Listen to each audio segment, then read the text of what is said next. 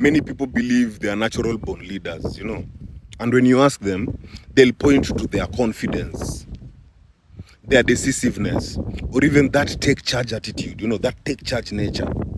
They'll point to that as evidence. But more often, what they're embodying is not leadership.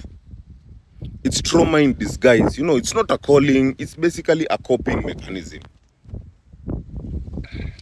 At the root of many self-proclaimed leaders is a deep and healed wound. A childhood where they had to grow up too fast. A home where unpredictability bred hyper-independence. A life where control became the only form of safety. So now being in charge isn't about vision. It's about survival. They don't lead to inspire.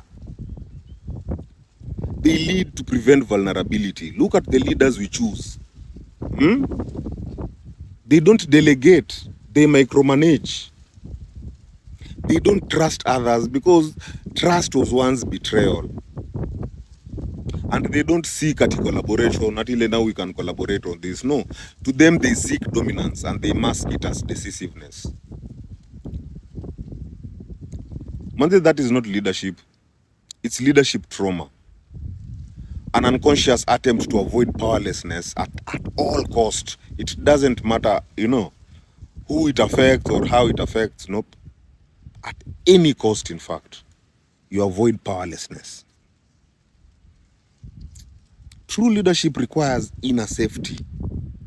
Real leaders don't lead because they have to control.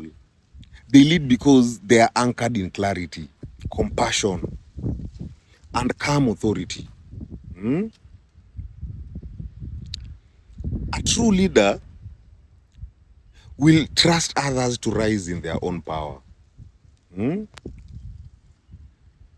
true leader will listen deeply before directing. A true leader will hold space for others instead of dominating it. They'll take responsibility, not control. And above all, actually, it comes from a place of emotional safety, not fear. Like when you look at control is driven by fear of chaos. Leadership, on the other hand, is rooted in clarity and purpose. Someone who's in control, they micromanage outcomes. While if you're actually a true leader, you'll trust and empower others. You won't just be in their case full time.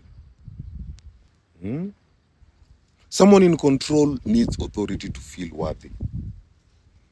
Now for leadership, you'll feel worthy regardless of any title you're given.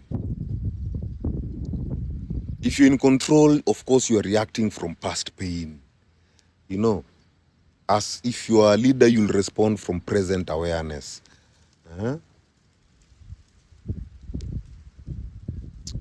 Control of you'll be seeking perfection.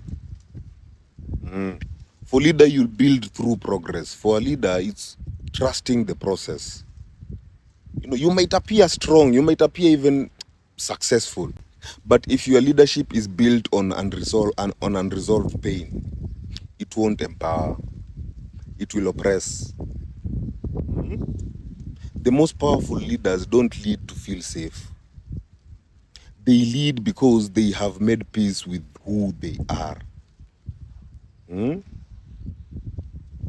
from that place, they no longer need to control. They simply guide. My people, heal. Heal.